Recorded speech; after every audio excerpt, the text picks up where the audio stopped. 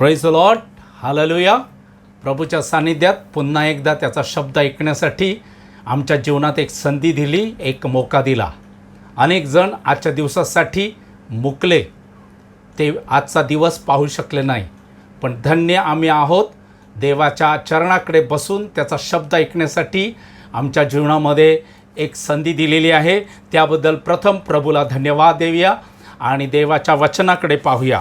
गेल्या दिवसात आपण देवाच्या वचनातून पाहिलं की प्रभू येशू आपल्या शिष्यांना म्हणतो, अहो अल्पविश्वासी, तुम्ही संशयी मनाचे राहू नका आणि हे तुम्हाला काय पाहिजे हे तुमच्या बापाला ठाऊक आहे. आणि बऱ्याचशा गोष्टी आम्ही त्याच्यामध्ये पाहिल्या आणि आज आम्ही त्याच्या पुढे पाहणार आहोत. लूककृत शुभवर्तमान याचा 12वा अध्याय आणि 35व्या वचनापासून देव त्याच्या वचनातून येशूचे शब्द, स्पष्टीकरण, येशूची इच्छा काय आहे आणि तो आपल्या शिष्यांना, या ठिकाणी तो आपल्या शिष्यांना म्हणत आहे, ज्यांनी त्याच्यावर विश्वास ठेवलेला आहे ते आम्हाला आज तो म्हणत आहे.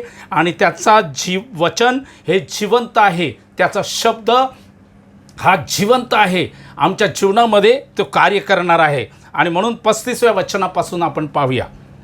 लूककृत शुभवर्तमान 12वा अध्याय आणि 35व्या वचनापासून.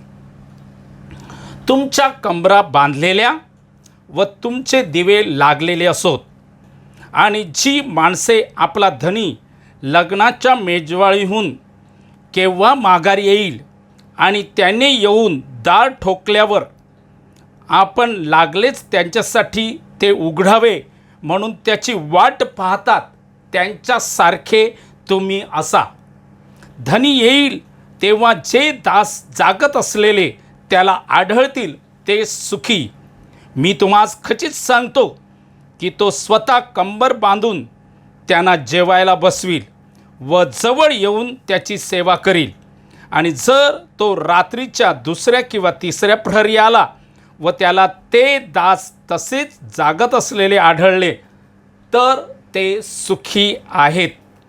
परंतु हे जाणा की अमक्या घटकेस चोर येईल, हे जर घरधण्याला कळले असते तर तो जागत राहिला असता व आपले घर फोडू दिले नसते. तुम्ही तयार असा, कारण मनुष्याचा पुत्र तुम्हाला वाटत नाही त्या घटकेस येईल. मनुष्याचा पुत्र तुम्हाला वाटत नाही अशा घटकेस येणार आहे. तर आज आपण पाहणार आहोत 2 शब्द येशूने या ठिकाणी, या पूर्ण उतार्या पुढच्या उतार्यात आपल्याला पाहायला मिळतं की जागृत राहणं आणि विश्वासू याविषयी येशू आपल्या शिष्यांना बोध करत आहे. जागरूकता ह्याविषयी आज आपण पाहणार आहोत. यासाठी येशूने काही उदाहरणं सांगितलेले आहेत आणि ते म्हणजे तुमच्या कंबरा बांधलेल्या.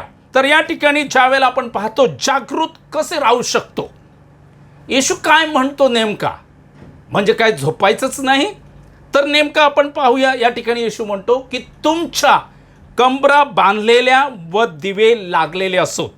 तर आपण पाहूया आज पहिला शब्द की कंबरा बांधणं म्हणजे काय, ती कशाने बांधली जाते. बरेच लोक बेल्टने आपली कंबर बांधतो, दोरीने बांधतात आणि अनेक प्रकारे कंबर बांधतात.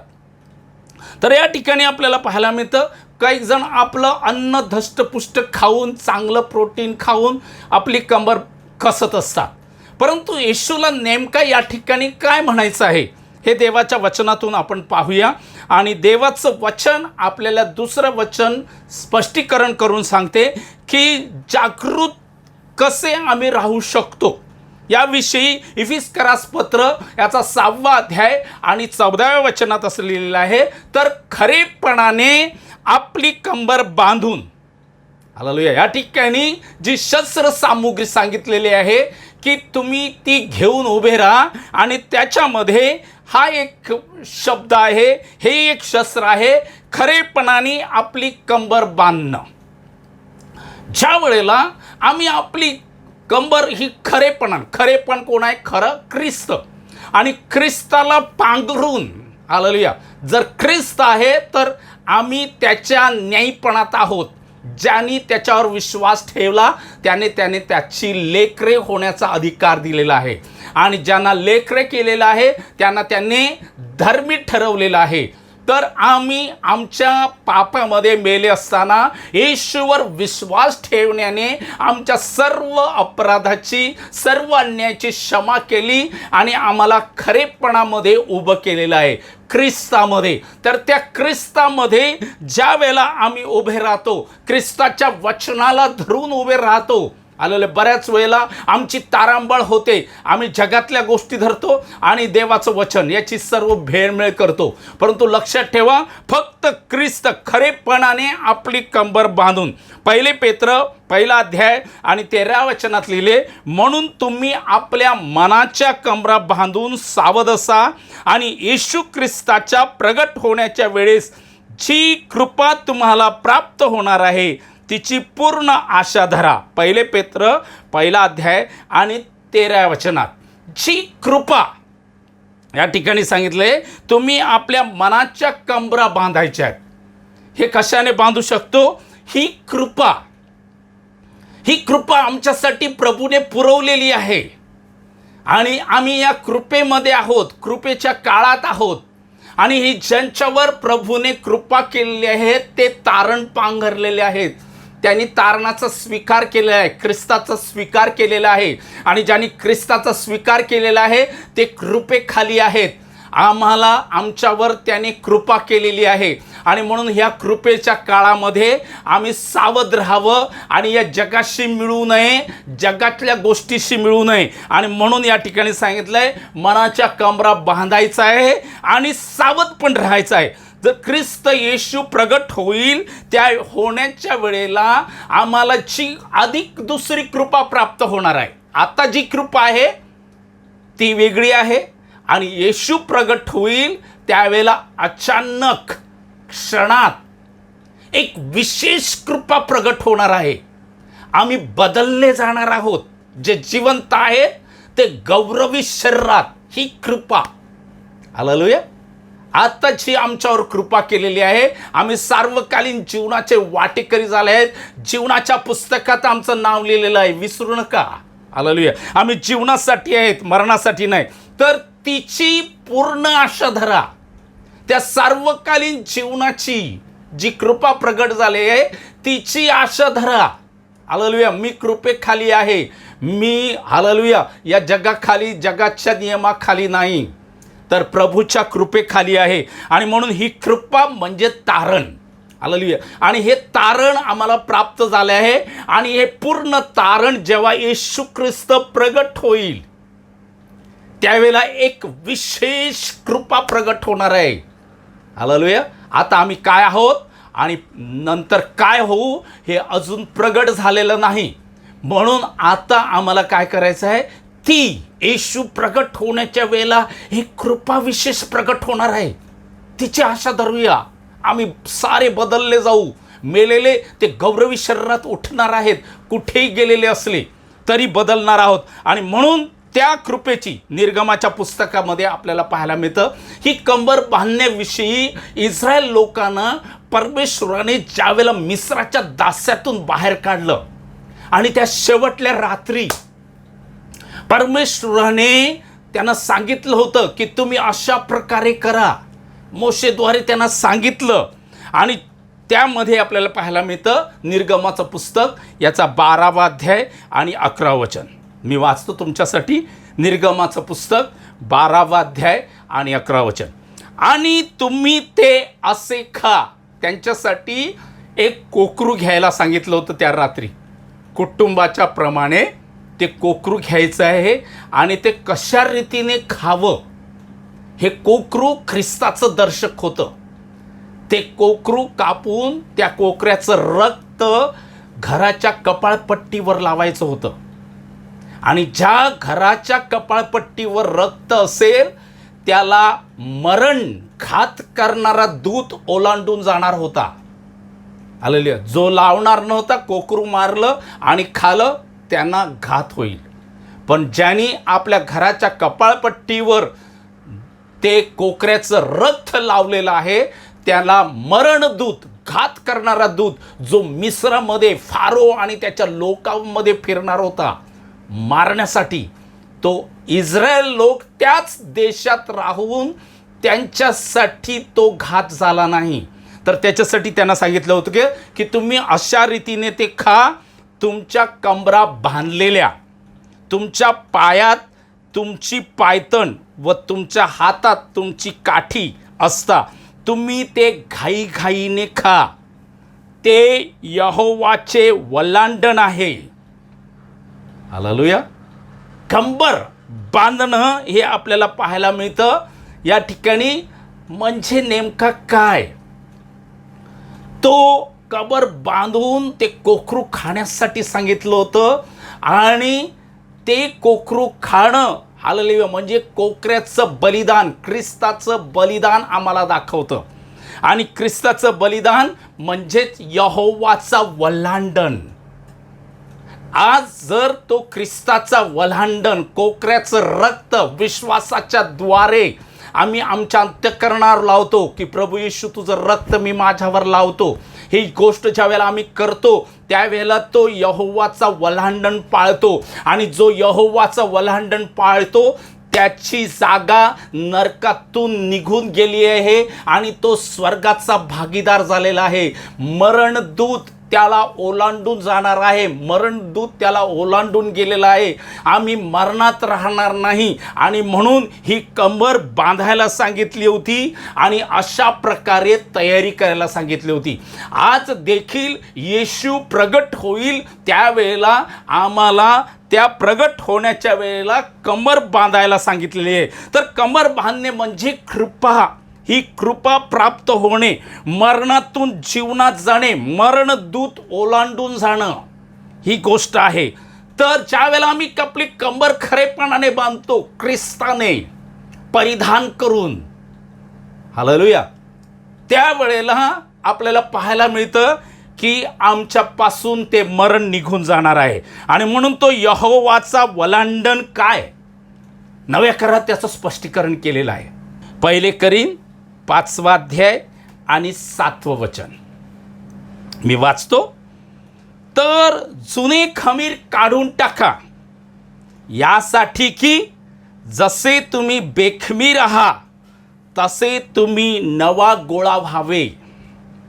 कारण ख्रिस्त जो आमचा वल्हांडण, तोही आमच्यासाठी यज्ञार्पण झाला आहे.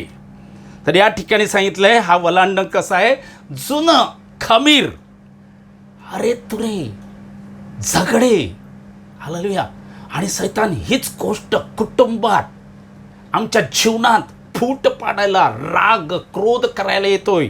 आणि हे जुनं खमीर, फुगीरपणा, येशूने या शास्त्री पुरुषाविषयी सांगितलं का शास्त्री आणि पुरुषी यांच्या खमीरापासून सावध राहा.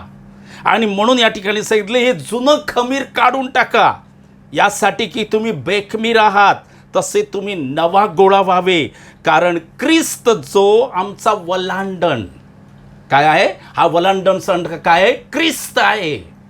आणि ज्याने ख्रिस्ताला परिधान केलं आहे, येशूला कबूल केलं आहे, येशू माझा तारणार आहे, त्याने हा वल्हांडण सण पाळलेला आहे आणि आमच्यासाठी तो अर्पण केलेला आहे असं आम्ही कबूल करतो. दुसरी गोष्ट आपल्याला पाहायला मिळतं की जेवणावर येऊन केव्हा माघार येईल आणि त्याने येऊन दार ठोकल्यावर लागलेच त्याच्यासाठी ते उघडावे म्हणून त्याची वाट पाहतात, त्यांच्यासारखे तुम्ही असा.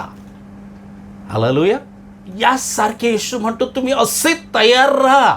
हालेलुया. आज या जगामध्ये आपल्याला पाहायला मिळतं, एक उदाहरणादाखल आमच्या पुढे चायना हे ठेवलेलं आहे. हालेलुया. कुठूनही वाचण्याची शक्यता नाही. वादळ, वारे, तुफान, भूमिकंप, लावारस, या सर्व गोष्टी त्या देशात उठून आलेल्या आहेत. आणि या गोष्टी आम्हाला दाखवत आहेत की त्याच्या येण्याचे दिवस जवळ आलेले आहेत. जे ख्रिस्ताच्या वचनाविरुद्ध करत आहेत. हालेलुया. या गोष्टी पहा, वादळ वारं नुसतं येत नाही, देवाच्या वचनात लिहिले त्याचं वचन पूर्ण करणारं वादळ असं लिहिलेलं आहे. आणि म्हणून ही एक देवाची योजना आहे. आमच्या राष्ट्रावर देखील आलं वादळ वारे आणि त्याच्यातून अनेक लोक निघून गेले, पण त्याने आम्हाला वाचवलेलं आहे. हालेलुया, धन्य आम्ही आहोत. आणि म्हणून या ठिकाणी सांगितले, आमचा येशू तो कधी येईल, माघारी येईल, त्याची वाट पाहत असलेले तुम्ही असे असा. हालेलुया, की लगेच आम्ही त्याच्यासाठी दरवाजा उघडावा. हालेलुया, आमच्या अंतःकरणात आम्ही जागृत असलेले असे असावे, अशी त्याची इच्छा आहे. आणि म्हणून जागरूकता म्हणजे काय आहे? कंबर बांधणं, कसणं, सत्याने वल्हांडण म्हणजे ख्रिस्ताला स्वीकारणं. तो माझा वल्हांडण यज्ञ आहे आणि माझ्यासाठी त्याने अर्पण केलेलं आहे. तर 37 आणि 38 यामध्ये जाण्या अगोदर आपल्याला पाहायला मिळतं की खर फुटणे 39व्या वचनात लिहिलेलं आहे, ते नंतर आपण पाहू. परंतु 37 आणि 38 वचनामध्ये 2 शब्द आलेले, एक शब्द 2 वेळेला आलेला आहे. ते सुखी, ते सुखी, ते मी वाचतो या ठिकाणी. धनी केव्हा येईल? जे दास जागत असलेले त्याला आढळतील ते सुखी.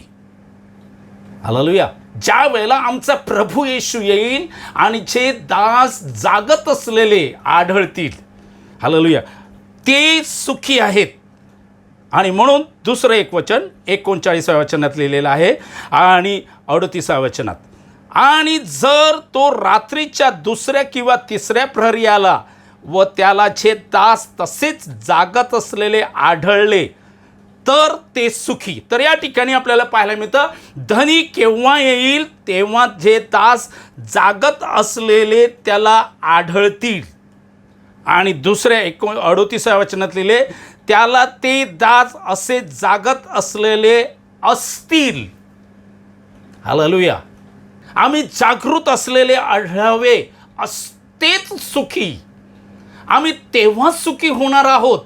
जागरूकता म्हणजेच आम्ही आमच्या कमरा बांधाव्यात, स्थिर उभे राहावे खरेपणाने. आणि ज्या वेळेला आम्ही खरेपणाने आपली कंबर बांधणार आहोत तेव्हा आम्ही सुखी होणार आहोत आणि त्याच्या येण्याची आम्ही वाट पाहत असलेले आढळणार आहोत. आणि म्हणून ज्या वेळेला ही गोष्ट आमच्या जीवनात आम्ही सुखी कधी होणार आहोत तर ते पाहायला मिळतं की कंबर बांधून, हालेलुया, कंबरा बांधलेल्या सत्याने ते आम्ही करत असलेले आढळू, तेव्हा आम्ही सुखी होणार आहोत. आणि म्हणून याच अध्यायाच्या 17व्या अध्यायाच्या 8व्या वचनात, लूक वर्तमान याच्या 17व्या अध्यायाच्या 8व्या वचनात सांगितलेलं आहे की एक तुमच्यातला असा कोण आहे की त्याचा गळी, त्याचा नांगऱ्या शेतात गेला आणि शेत नांगरून आला आणि ते आल्यानंतर त्याचा धनी त्याला म्हणेल, ये लगेच जेवायला बस. असं कोण आहे? येशू सांगतो. Praise the Lord. या ठिकाणी 17व्या अध्यायाच्या 7व्या वचनात पाहायला मिळतं, तुमच्यातील असा कोण आहे की त्याचा नांगऱ्या किंवा गुरे चारणारा दास शेतातून आल्यावर तो त्याला म्हणेल, लागलेच येऊन जेवायला बस. उलट तो त्याला असे म्हणणार नाही काय की मला संध्याकाळच्या जेवणाची काही तयार कर आणि माझे खाणेपिणे होईपर्यंत माझी खाणेपिणे होईपर्यंत कंबर बांधून माझी सेवा कर, त्यानंतर तू जेव. तर या जगातील अधिकारी असे करतात, पण आमचा येशू काय सांगतो? जे जागत असलेले आढळतील, हालेलुया, त्यांच्याविषयी प्रभू म्हणतो की ते, हालेलुया, माझ्याबरोबर जेवतील. माझ्याबरोबर या ठिकाणी लिहिले की ते अमक्या घटकेस आढळले, घरधण्याला घर फोडू दिले नाही तर ते माझ्याबरोबर जेवायला बसतील. Praise the Lord. आमचा धनी, आमचा मालक, आमचा ख्रिस्त आम्हाला त्याच्याबरोबर बसवणार आहे. आणि ह्या वचनात लिहिलेलं आहे त्याप्रमाणे तो आमच्या जीवनात वागत नाही. जगातील लोक आपल्या नांगऱ्याला, आपल्या काम करायला, शेतातून काम करून आला तरी त्याला पुन्हा काम करायला घरात लावतो. तर आमचा प्रभू इतका दयाळू आहे की तो आम्ही त्याच्याबरोबर बसणार आहोत. आम्हाला त्याची हालेलुया सेवा करण्यासाठी लावणार नाही. आज जे आम्ही त्याच्या जीवनामध्ये, त्याच्या ख्रिस्ताच्या जीवनामध्ये, ख्रिस्तामध्ये चालत असताना आपण आपली कंबर बांधूया. आणि जर आम्ही कंबर बांधणार आहोत तर आमचा दिवा लागणार आहे. पुढे लिहिलेलं आहे तुमचे दिवे लागलेले. हालेलुया. आणि म्हणून मत्ती लिखित वर्तमान 5व्या अध्यायाच्या 14व्या वचनात लिहिले, तुम्ही जगाचा प्रकाश आहात. डोंगरावर वसलेले नगर लपत नाही आणि दिवा लावून कोणी मापाखाली ठेवत नाही, तर दिवथणीवर ठेवतात. हा दिवा काय आहे? आमचं जीवन. हालेलुया. आमच्या जीवनातील हा प्रकाश, आमच्या जीवनातील एक काम. आम्ही इतरांना ख्रिस्ताचा शब्द सांगूया, देवाचा शब्द सांगूया. हालेलुया. ख्रिस्ताने माझ्या जीवनात हे काम केलेलं आहे. हालेलुया. हा प्रकाश आम्हाला दुसऱ्यांना द्यायचा आहे. ख्रिस्त म्हणतो मी जगाचा प्रकाश आहे. हालेलुया. नंतर तो म्हणतो तुम्ही जगाचा प्रकाश आहात.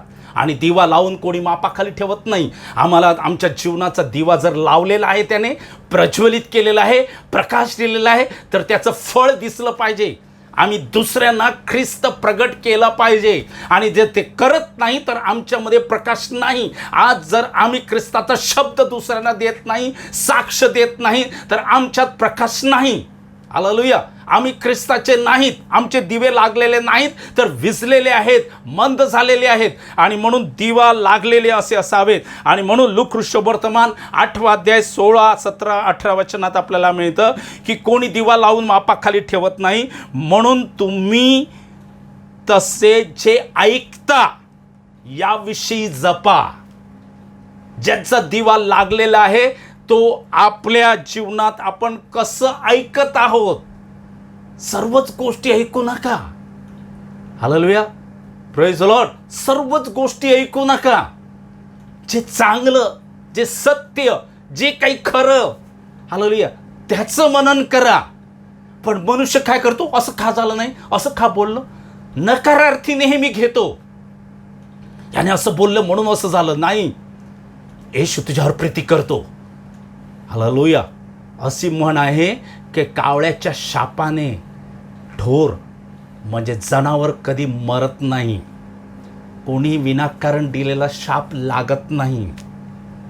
जर ख्रिस्त येशूत तुझी कंबर बांधलेली आहे, खरेपणाने ख्रिस्ताने तुझा दिवा लागलेला आहे, तर तुझ्यावर जादू टोणा, तंत्रमंत्र, कोणी विनाकारण दिलेला शाप लागणार नाही. म्हणजे नाही. येशूचे शब्द आहेत. आम्ही त्याचा वल्हांडण ख्रिस्त माझ्यासाठी अर्पण केलेलं आहे, हे कबूल केलेलं आहे. तर ख्रिस्ताचं रक्त एवढं थातुरमातुर नाही, कमजोर नाही की कोणी आम्हावर काही करील. हालेलुया. त्याच्या इच्छेशिवाय तुझ्यावर काहीच होणार नाही. हालेलुया. हे ख्रिस्ताचं रक्त तुला सर्व गोष्टीपासून सांभाळायला, राखायला समर्थ आहे.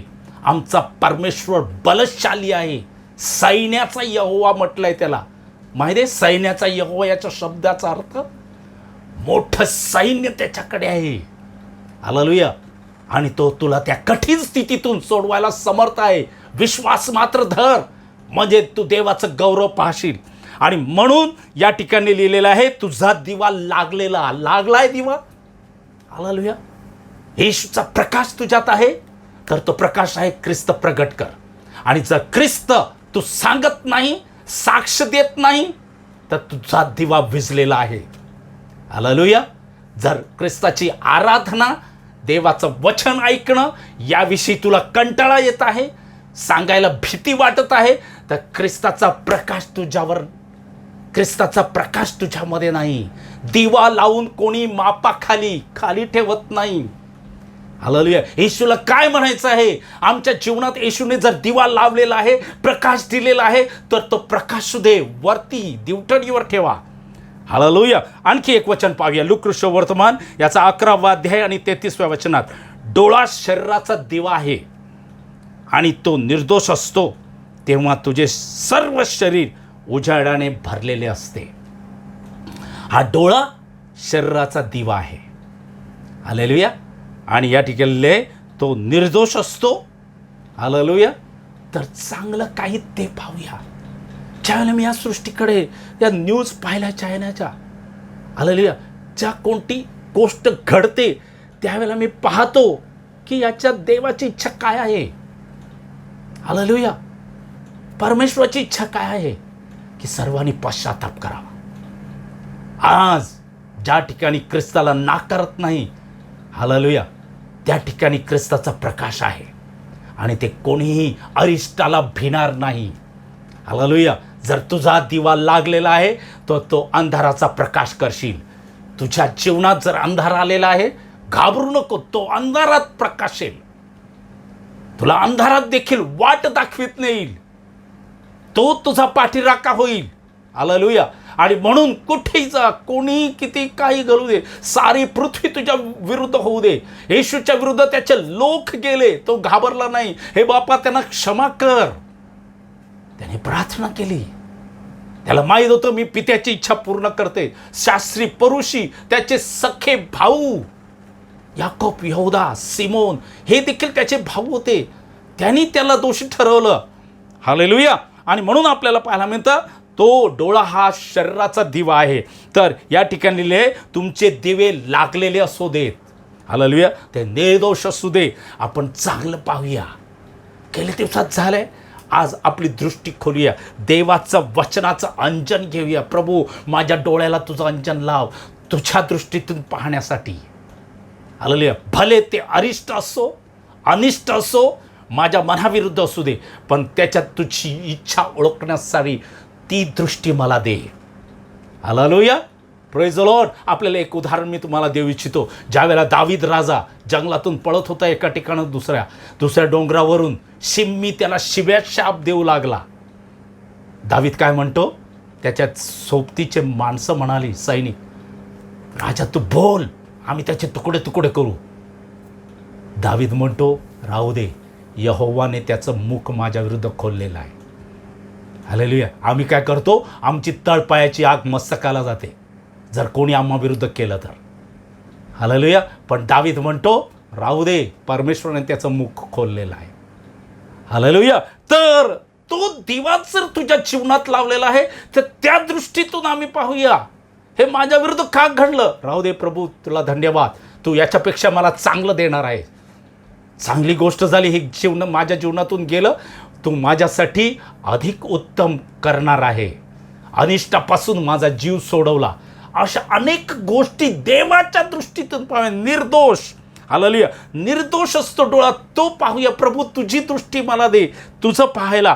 तर तो सुखी कोण, जागत असलेले आढळतील, ते सुखी आहेत. आमचा तर 40 वचन महत्वाचं शेवटचं मी वाचतो. तुम्हीही तयार असा, कारण मनुष्याचा पुत्र तुम्हाला वाटत नाही त्या घटकेत येईल. हालेलुया. आज काय चाललंय, लॉकडाऊन चाललंय. आम्ही घरी ऐश आरामात राहतो. वाटलं तेव्हा जातो, वाटलं तेव्हा प्रार्थना करतो. वचन ऐकत नाही, प्रार्थना करत नाही, कोणालाही देवाचा संदेश देत नाही. हालेलुया. तर पाहूया, तुम्ही तयार असा. आज तयारी आहे. येशू जर आज रात्री आला, आज जर आला, तर माझी तयारी आहे. मी जाऊ शकेल. प्रभू, माझा विश्वास वाढव. मी तुझ्याकडे क्षमा मागतो. आजपासून मी प्रार्थना करेन, तुझ्याशी कुछ गोष्टी बोलेन, तुझ्या वचनातून शोधेन, तुझं वचन ऐकेन. हा निर्णय आहे की उठलं. हालेलुया. ही माकडं पाहिजे, जंगलातली माकडं काय करतात माहिती आहे, जर पाऊस आला त्यावेळेला ते एका फांद्या घेऊन आपल्या डोक्यावर किंवा कुडकुडत बसत असतात. आणि ते म्हणतात की जेव्हा सकाळ होईल, पाऊस जाईल, तेव्हा मी घर बांधेन. परंतु पाऊस गेला, सकाळ झाली की ते या झाडावरून त्या झाडावर. हालेलुया. आमचा निर्णय येशूसाठी आम्ही काय करत आहोत असे. तर देवाचं वचन आम्हाला म्हणतं, तुम्ही तयार असा, कारण मनुष्याचा पुत्र तुम्हाला वाटत नाही त्या घटकेस येईल. हालेलुया. आम्हाला वाटते आता येईल, पण अजून उशीर होईल किंवा आज रात्री येईल. हालेलुया. इथे म्हटलेलं आहे, येशू म्हणतो सत्य. हालेलुया. त्याच्या लोकांची स्थिती अशी होईल, आम्हाला माहीत नाही, वाटत नाही अशा घटकेला. Praise the Lord. हालेलुया. तर आज आम्ही हे पाहूया. तर खर फुटणं. हालेलुया. याविषयी मी तुम्हाला सांगू इच्छितो. हे शब्द सांगून मी संपवू इच्छितो. 39 वचनात लिहिले, परंतु हे जाणा की अमक्या घटके चोर येईल हे जर घरधण्याला कळले असते तर तो जागत राहिला असता व आपले घर फोडू दिले नसते. हालेलुया. घर फुटणे, आमचं घर, आमचं अंतःकरण हे देवाचं मंदिर आहे. देवाच्या वचनातले तुम्ही देवाचे पवित्र स्थान आहात. तुम्हामध्ये देवाचा आत्मा वास करतो. कुटुंब हे आमचं घर आहे. आमचं जीवन हे घर आहे. आणि हे घर आम्ही देवाच्या घरात कसं वागलं पाहिजे. हालेलुया. हे पवित्र स्थान आहे. आणि हे अनेकांचं घर फुटलेलं आहे. अविश्वास, राग, क्रोध, मत्सर यांनी भरून ठेवलं आहे. अमक्याचं राग, तमक्याचा राग धरून ठेवलं आहे. समोर जायला, आमच्या भावाच्या समोर जायला, त्याला प्रेज लॉर्ड करायला, त्याला हाक मारायला आम्हाला हिम्मत नाही. हालेलुया. हृदयाशी हृदय, डोळ्याशी डोळा मिळू शकत नाहीत. कारण आम्ही आमच्या अंतःकरणात ते राग, क्रोध भरून ठेवले आहे. हे घर फुटलेलं आहे. विश्वास नाही. हालेलुया. विश्वास नसलेलं जे जीवन आहे ते घर फुटलेलं आहे. राग असलेलं, क्रोध असलेलं जे जीवन आहे ते घर फुटलेलं आहे. ते जीवन फुटलेलं आहे. आणि आम्हाला हे घर फोडू द्यायचं नाही. विश्वासाने येशू आमच्या अंतःकरणात वास करत आहे. आणि मी हे फोडू देणार नाही. अविश्वास येऊ देणार नाही. राग, क्रोध येऊ देणार नाही. तर अशा प्रकारे अनेक कुटुंबामध्ये, अनेक जीवनामध्ये संशय, द्वेष, भांडणे त्यांच्या घरात, त्यांच्या अंतःकरणात चालू झालेले आहेत. हालेलुया. चायनाने या गोष्टी आम्हाला आज सर्व जगाला धडा देत आहे. खूप काही गोष्टी केल्या. आज एक एक गोष्टी त्यांच्या जीवनात सर्व रसातळाला गेल्या. कोणाचं झालं? सारी संपत्ती वाहून चालली समुद्रात, नद्या, नाल्यात. हालेलुया. देवाच्या लोकांनो, आम्ही या धडा घेऊया. हालेलुया. आज आपलं अंतःकरण प्रभूला समर्पित करूया. आपले डोळे बंद करूया. वेळ अजून गेली नाही. कृपेचा काळ अजून संपला नाही. आमचा येशू येईल. देवाचे लोक येथून घेतले जातील. त्यानंतर कृपेचा काळ संपणार आहे. अजूनही देवाने आमच्यासाठी वेळ दिलेली आहे. हालेलुया. ज्यांनी अजून पश्चाताप केला नाही त्यांना पश्चाताप करण्यासाठी, जे प्रभूपासून, देवाच्या वचनापासून, त्याची स्तुती, आराधना, धन्यवाद करण्यापासून दूर आहेत, त्यांना जवळ येण्यासाठी संधी दिली आहे. मी त्यांच्याविषयी असं म्हणत नाही पश्चाताप करावा. प्रभू येशूच्या जवळ येण्यासाठी, आराधना करण्यासाठी ही सारी सृष्टी घडत आहेत. सृष्टीमध्ये ज्या घटना ह्या आम्हाला दाखवत आहेत. माझ्या मुला मजकडे पा, माझं सर्व वाज. स्वर्गीय पिते, आम्ही तुला धन्यवाद देतो. आम्ही या जगात काही आणलं नाही आणि काही घेऊन जाऊ शकत नाही. एकच प्रीती, विश्वास आमचं काम. अनेक आत्मे आमच्याद्वारे तारले जावेत. अनेक घरं उभारली जावीत. अनेकांच्या जीवनात तू प्रगट व्हावा. ही कृपा आमच्या जीवनात तू आजपर्यंत पुरवली, अजूनही पुरव. तू दिला आहेस, अजूनही दे, आणखी दे. आम्ही ते स्वीकार करतो. तुझ्या कृपेचा, तुझ्या त्या सामर्थ्याचा. हे कठीण दिवस आहेत आणि या कठीण दिवसात तू आम्हाला ती कृपा पुरवलीस. आणखी तू पुरवणार हा विश्वास ठेवतो. माझी कंबर बांधून तुझा अभिषेकाचा हात तू आम्हावर, माझ्यावर ठेवला आहेस, ऐकणाऱ्या प्रत्येकावर. म्हणून तुझा शब्द ऐकण्यासाठी आम्हाला संधी दिली आणि तुझ्याकडे आम्ही बसू शकलो. सारा आदर, महिमा आणि गौरव तुला देतो. आम्ही या प्रत्येक राष्ट्रासाठी, अनेक राष्ट्रात, युरोप, चायना, आमच्या देशात, भारत देशात अनेक लोक बेघर झाले आहेत. त्यांची आम्ही आठवण करतो प्रभू. येशूच्या नावात तुझी दृष्टी त्यांच्यावर लाव. तुझ्याकडे त्यांनी पाहावं आणि तू आपला हात लांब करून त्यांना तारावं अशी कृपा त्यांच्यावर कर. येशूच्या नावामध्ये, येशूच्या रक्ताच्या सिंचनाखाली हालेलुया, ही सर्व मानवजात, मग तो कोणत्याही राष्ट्राचा असू दे, तो तुझा आहे. ती तुझी सृष्टी आहे, तुझ्या हाताची उत्पत्ती आहे आणि त्याचा नाश होऊ नये तर त्याचं जीवन तारावं, तुला कबूल करावं, त्याच्यासाठी आमचा तो उपयोग कर. आम्ही येथे आहोत, आमचं सहाय्य कर. आमच्या राष्ट्राला ज्यांना ज्यांना आम्हाला सांगता येईल त्यांना सांगणारी कृपा तू आम्हाला पुरवली आहेस, आतापर्यंत राखलं आहेस, त्याबद्दल तुझे आभार मानतो. सारा आदर, महिमा आणि गौरव आम्ही तुला देतो. येशूच्या नावात मागतो म्हणून ते एक आणि मान्य कर. आमेन. God bless you. परमेश्वर तुम्हाला आशीर्वादित करो. वचन शेअर करा आणि पुन्हा ऐका. परमेश्वर अजून त्याच्यातून तुम्हाला प्रकट करेल, राहिलेल्या गोष्टी तुम्हाला सांगेल. आशीर्वादित करो. आमेन.